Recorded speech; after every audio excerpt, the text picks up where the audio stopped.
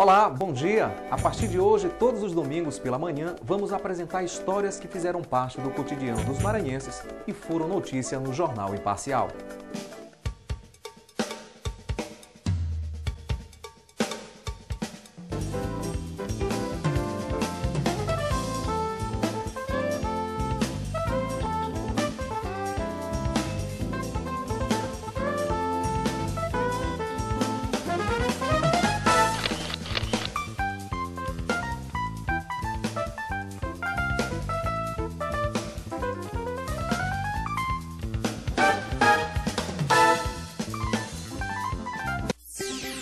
Toda a elite da segurança está, nesse momento, reunida, traçando estratégia, analisando já o que pôde recolher do momento do crime até agora.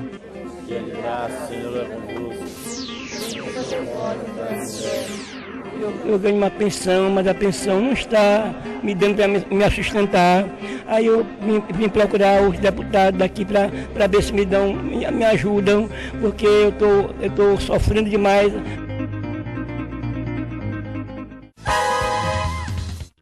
O jornalista Décio Sá foi morto na noite de uma segunda-feira, dia 23 de abril, no bar Estrela do Mar, na Avenida Litorânea. O blogueiro foi executado com tiros de pistola .40. A Secretaria de Segurança Pública criou uma força-tarefa com apoio da Polícia Federal para elucidar o caso. As investigações correm sob sigilo. Décio Sá assassinado. Por quê? Os 6 disparos que calaram o jornalista ainda geram dúvidas e indignam setores da imprensa. O caso repercutiu pelo mundo. No Maranhão, continua envolto a mistério. A polícia, por enquanto, só tem depoimentos e um retrato falado. Quem será o executor do repórter? A pergunta não cala. As imagens, que ainda chocam amigos e parentes, entraram para a história. Dominaram as redes sociais, pautaram jornais, revistas, blogs e uma multidão em busca de justiça. A gente quer pedir para o Maranhão paz e justiça. Justiça social. A gente quer pedir que a governadora do estado do Maranhão levante a bandeira da paz com a gente, que ela venha para a rua com a gente, mostrar que ela é governadora. Os tiros que mataram o blogueiro atingiram também a liberdade de imprensa. Antes de tudo, uma violência contra a liberdade de imprensa, contra o exercício da nossa profissão de jornalismo, e é um crime que desafia a polícia para investigar e fundo e em profundidade mesmo, e prender esses assassinos e colocar isso perante a justiça. No Brasil, neste ano, 4 profissionais já foram mortos e apenas um caso elucidado. Os dados não são nada animadores. Entre 1992 e 2012, 20 foram mortos, segundo o Comitê de Proteção aos Jornalistas. Em 14 crimes, não houve qualquer punição. 6 deles foram parcial ou totalmente esclarecidos. Polêmico e audacioso, Décio colecionou na carreira de blogueiro milhões de acessos, fama, mas alguns inimigos. Agrada e desagrada esse tipo de jornalismo. Agora, cabe às nossas autoridades, a polícia investigar e, claro, automaticamente chegar aos autores do crime, a quem executou, aos executores e também o mandante. O que não afastou a comoção durante o velório e enterro do jornalista. Apareceram políticos, secretários, vice-governador, amigos e colegas de profissão. É um atentado que nos desafia a todos, né? E que, portanto, nos traz a responsabilidade de apuração total, completa, até que se chegue aos culpados, né? Agora, parentes pedem justiça e buscam mobilização. Conseguiram unir em caminhada famílias dilaceradas pela criminalidade. Cerca de 500 pessoas participaram do ato na Avenida Litorânea. Só neste ano, a pistolagem matou 6 em todo o estado. Nenhum culpado está na cadeia. Quando a população se une junto com a sociedade civil organizada, com os movimentos, com a população, com todos vocês, jornalistas e comunicadores de uma forma geral, nós estamos mostrando que a população está intolerante, que a população não está aceitando essa barbaridade que tem acontecido especialmente no Maranhão. A pistolagem no Maranhão está mais viva do que nós imaginamos. Segundo a polícia, faltam provas, mas a Secretaria de Segurança garante total empenho na elucidação do caso Décio Sá. Prioridade zero da Polícia do Maranhão hoje é a elucidação desse crime. Todos os meios materiais e estruturais de equipamentos estão voltados para a elucidação desse crime.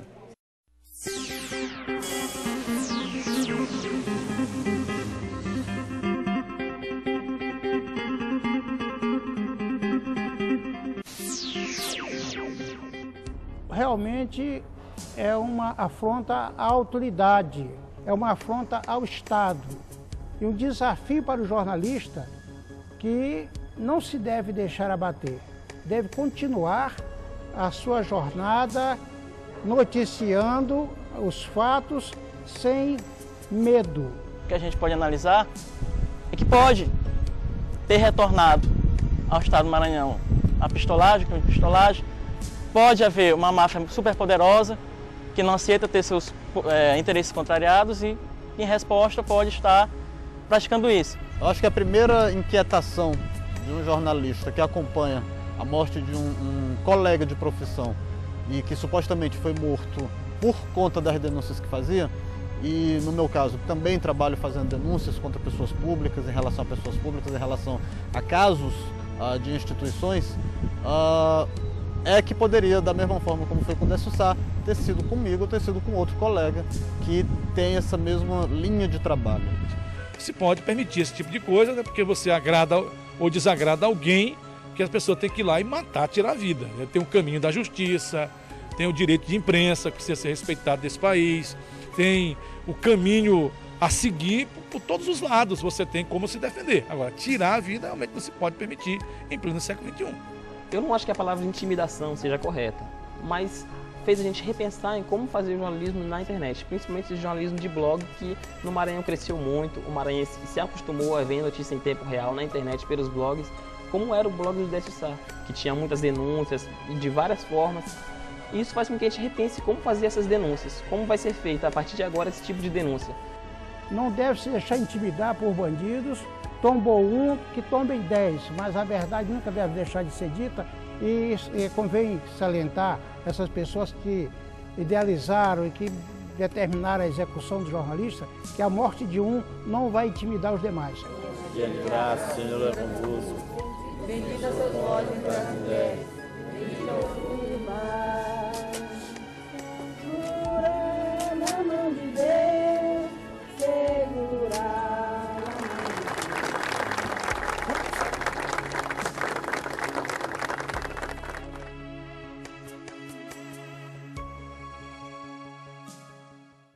Nós voltamos daqui a pouco com outra história interessante: o assistencialismo da Assembleia Legislativa e da Câmara dos Vereadores de São Luís. Aguarde aí.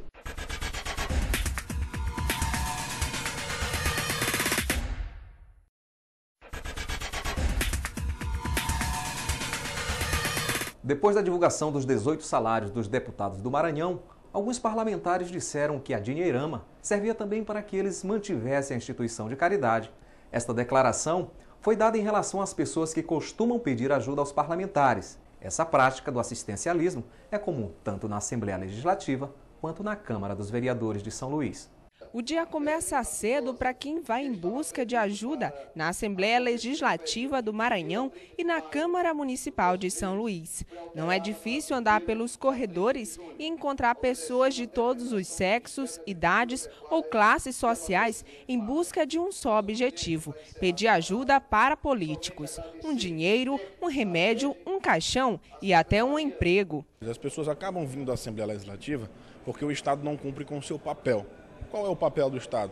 Garantir educação, garantir habitação, garantir saúde. E muitos pedidos que chegam aqui aos parlamentares da Assembleia Legislativa é justamente ajuda na construção de sua própria casa, ajuda no pagamento de uma faculdade, ajuda para compras de remédio, ou seja, papéis essenciais que o Estado deveria cumprir, que não cumpre. E o parlamentar, por ser mais próximo da população do que o próprio Estado, acaba sendo procurado e há essa confusão de funções. Para algumas pessoas, os políticos só prestam o serviço de assistencialismo somente quando o período eleitoral se aproxima. Esta senhora de 50 anos disse que não é a primeira vez que ela procura. Geralmente, às vezes a gente vem a pedir ajudas para eles, né, junto, porque, sabe, a gente quando tem que procurar eles no momento que te precisa, né? Precisando de ajuda financeira para comprar alimentação, entendeu? Sempre na cidade eu venho aqui, às vezes a gente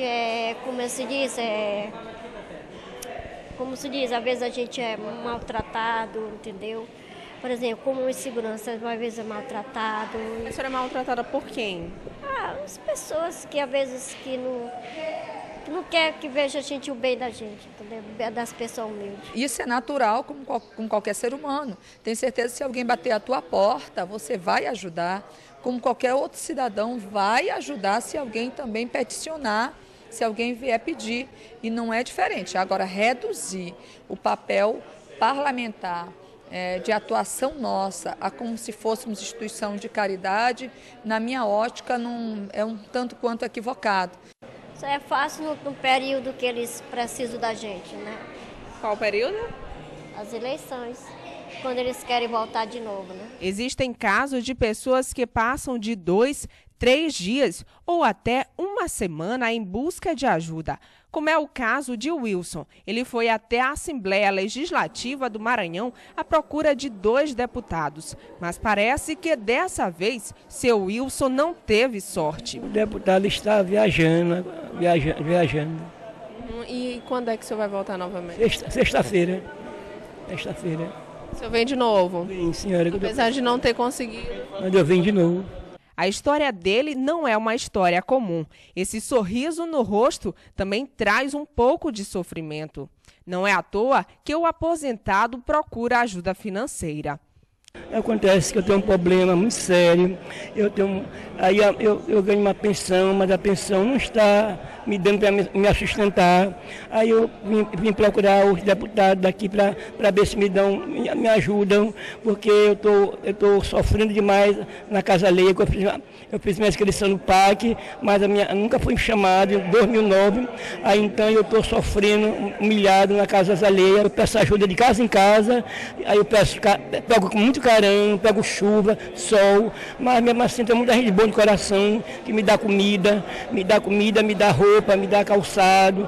Eu tenho problema de pressão alta, nervoso e soro positivo e asma. Um caso recente que foi veiculado na imprensa nacional se tornou motivo de escândalo na Assembleia Legislativa do Maranhão, depois do descobrimento que os deputados estaduais recebiam 18 salários por ano. O deputado Carlos Alberto Milhomem ainda argumentou dizendo que, de certa forma, o deputado não deixa de ser uma instituição de caridade. E hoje, o que eles têm a dizer sobre isso? Olha, eu acho que o deputado Milhomem, ele disse algo assim, mais emocionalmente, ele quis dar uma ênfase, não é, ao tipo de trabalho do parlamentar que permanentemente está em contato com as comunidades.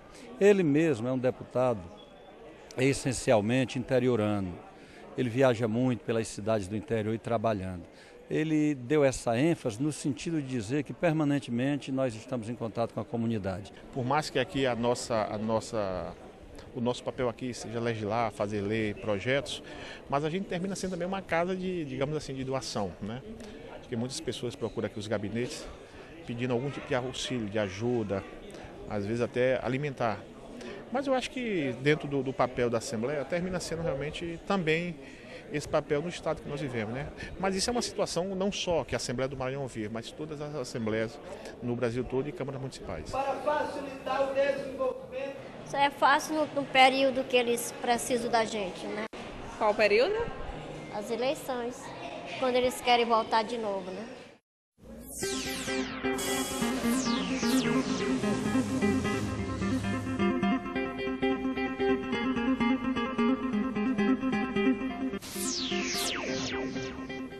Assistencialismo, a gente compreende como uma expressão de um fenômeno que existe na cultura brasileira, na cultura política brasileira, que é o fato das pessoas pedirem favores, né, pedirem auxílios a pessoas que estão numa situação economicamente ou politicamente mais favorável dentro da estrutura social. Então esse desnível faz com que algumas pessoas peçam favores, né?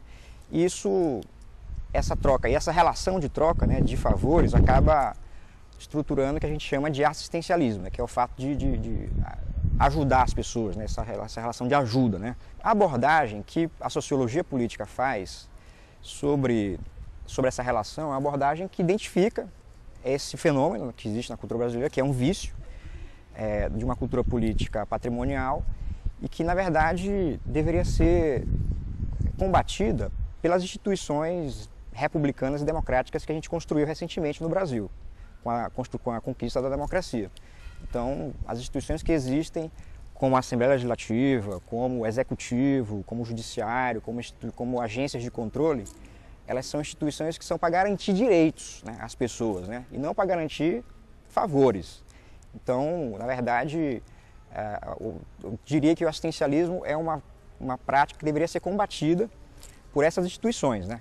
O que, na verdade, a gente observa é o contrário, muitas vezes, né? Que muitas vezes membros dessas instituições reforçam essas práticas assistenciais, quando, na verdade, eles deveriam combater.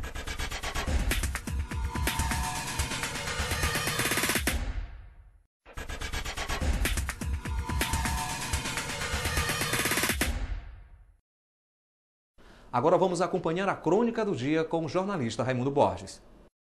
Eu trabalhava exatamente com essa câmera aqui no jornal como repórter fotográfico.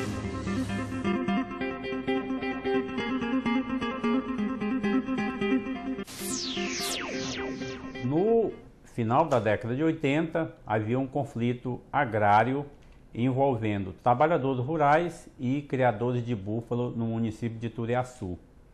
E a confusão chegou ao extremo em que trabalhadores rurais chegavam a matar búfalos que invadiam as suas propriedades, suas roças, e depois os proprietários, ou fazendeiros dos proprietários, resolveram reagir também de maneira muito mais violenta.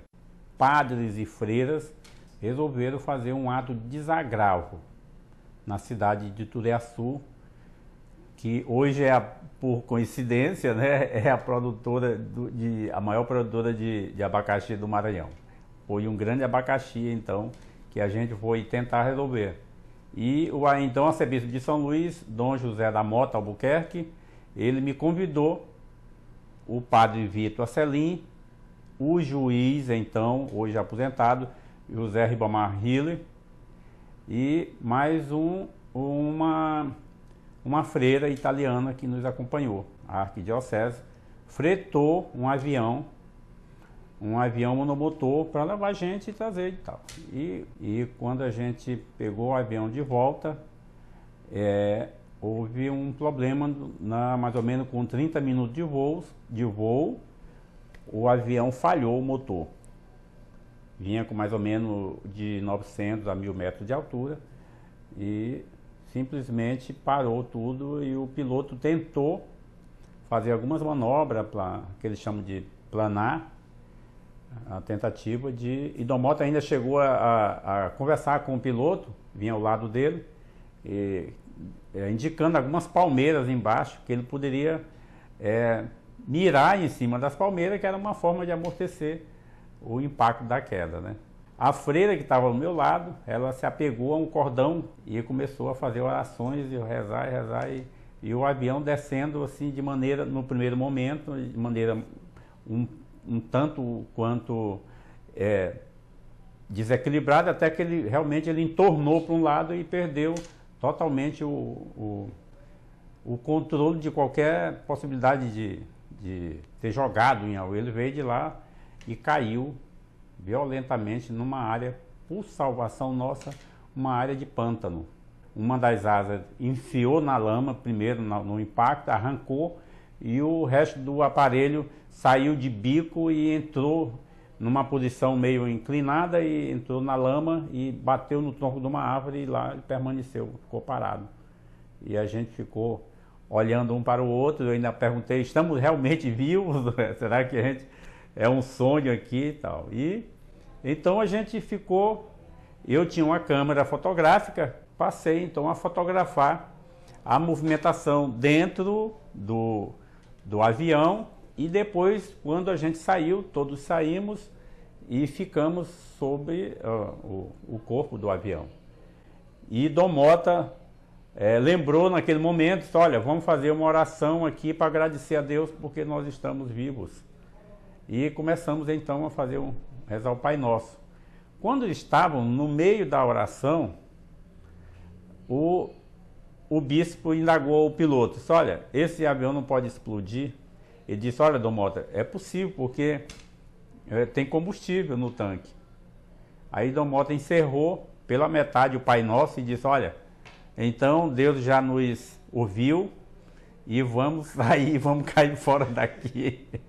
Como eu tinha fotografado todas as etapas, só não fotografei a queda porque infelizmente não foi possível, mas todo o movimento das pessoas que estavam lá na ocasião, eu fotografei tudo e cheguei aqui no jornal, deu para fazer uma excelente reportagem que foi manchete do jornal. Realmente foi um caso assim muito curioso porque eu fui o personagem de um acidente e ao mesmo tempo tive ainda, graças a Deus, a possibilidade de transformar isso em notícia e até registrar depois em livro. Essa história realmente eu acredito que é um fato bastante relevante, tanto na minha vida profissional como também para o próprio jornalismo do Maranhão.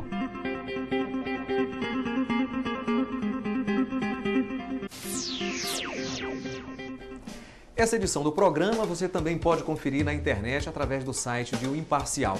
Obrigado pela companhia e nos veremos no próximo programa.